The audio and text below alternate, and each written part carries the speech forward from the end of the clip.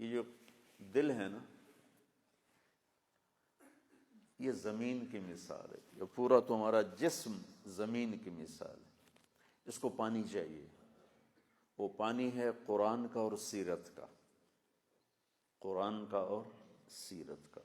نہ ہم قرآن سے جڑے ہیں نہ ہم سیرت سے جڑے ہیں، تو مزاجوں میں شدت آ گئی، سختی آ گئی۔ کل وہاں میرا سبق تھا تو وہاں بھی تلمبہ میں، تو میں نے تھوڑی سی مولانا کی بات کی کہ مولانا سعید خان صاحب کو دیکھا تو مجھے لگا ایسے آدمی کوئی اچھی چیز دیکھتا ہے نا تو یوں ہو جاتا ہے، یہ ہوتا ہے کہ نہیں ہوتا؟ واللہ اس بندے کو دیکھ کر مجھے ہوا یہ کیا ہے، یہ کیا ہے۔ ہمارے بزرگوں کے سامنے بیٹھو چوکڑی مار کے تو کہیں گے بہت بدتمیز ہے، گستاخ ہے، بے ادب ہے، اور میں ان کے سامنے بیٹھا ایسے، پہلی ملاقات ہوئی 1984، ایسے بیٹھا، اونٹوں ناک میں بول اونٹوں، میں کہ پتہ نہیں کیا ہوا، وہ سمجھ ادھر آؤ، اپنے پاس بٹھا لیا۔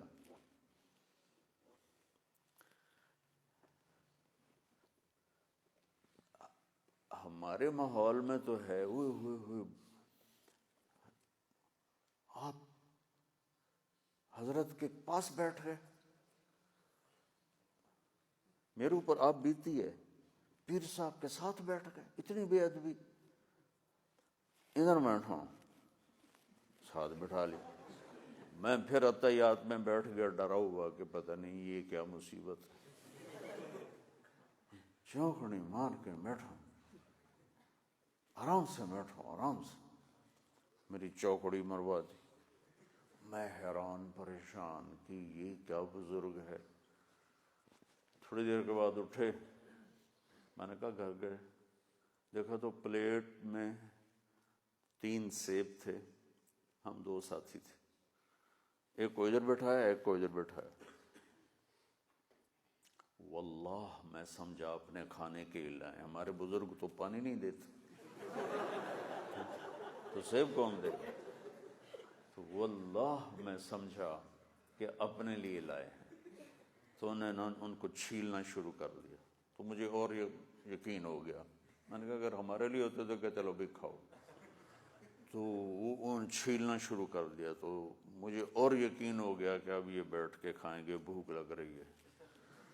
اب انہوں نے ان کو چھیلا، صاف کیا، پھر ان کے ٹکڑے بنائے، کاشیں، اور اس میں سے بیج نکالا، اور اس کے بعد میرے سامنے رکھ کر کہنے لگے کھاؤں؟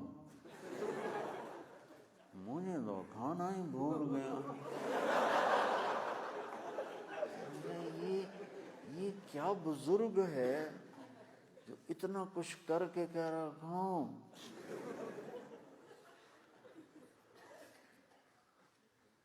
تو ہم نے یہاں دیکھا ہوا تھا تھوڑا سا اونچا بولو تو ملازم خدام اتنے بے ادب ہو، اونچا بولتے ہو حضرت کے سامنے، عبدالحاج صاحب کے سامنے۔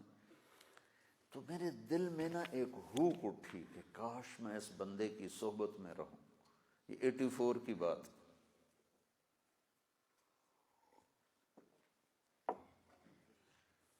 1986 میں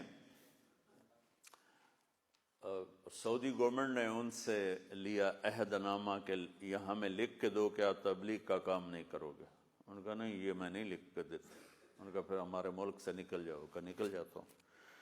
تو انہیں سعودی پاسپورٹ لے لیا، پاکستان آ گئے۔ میں سمجھتا ہوں اللہ نے انہیں صرف میرے لیے بھیجا تھا۔ میں 12 سال ان کے ساتھ رہا، یعنی 12 سال میں سے کافی عرصہ، مکمل تو نہیں، 2 3 4 مہینے میرے ساتھ گزرتے تھے۔ اور اس وقت میرا زیادہ وقت رائمنڈ ہی ہوتا تھا، تو وہ رائمنڈ میں ہی تشریف لائے۔ اچھا، تو عبداللہ صاحب نے اپنے کمرے میں ان کو سلا لیا، بستر دے دیا۔ 1 ہفتے بعد کہنے لگے بھائی مجھے یہاں سے نکالو، یہ تو عبدالوہاب کسی کو کھانے کا پوچھتا ہی نہیں، خود ہی کھاتا رہتا ہے۔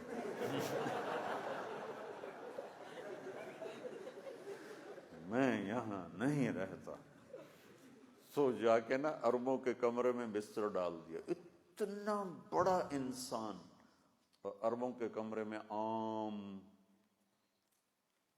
مسافروں کی طرح بستر ڈال دیا۔ پھر جلدی جلدی رائمنڈ والوں نے ان کے لیے اندر کمرہ بنوایا، تو پھر وہ ان کو اس میں شفٹ کیا۔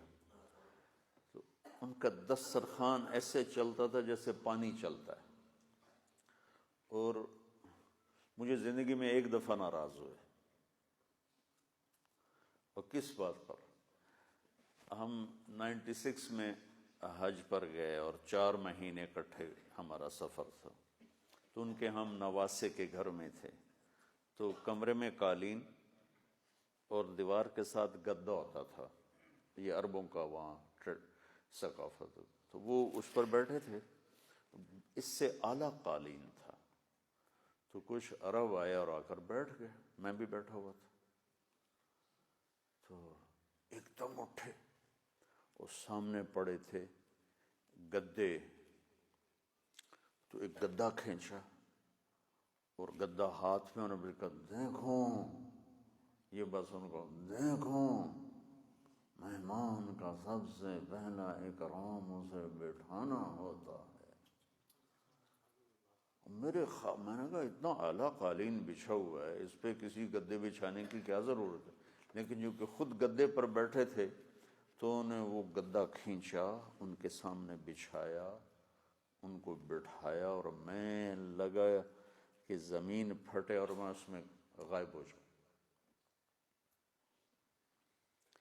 تو میرے مزاج میں جو اللہ نے نرمی پیدا کی، اور درگزر، محبت، غیبت سے بچنا، جو کچھ بھی اللہ نے مجھے دیا، آپ تو میرے بچے ہو، میں نے کیا فخر کروں، یہ اس بندے کو دیکھ کر، یہ چیزیں پڑھ کے نہیں آتی۔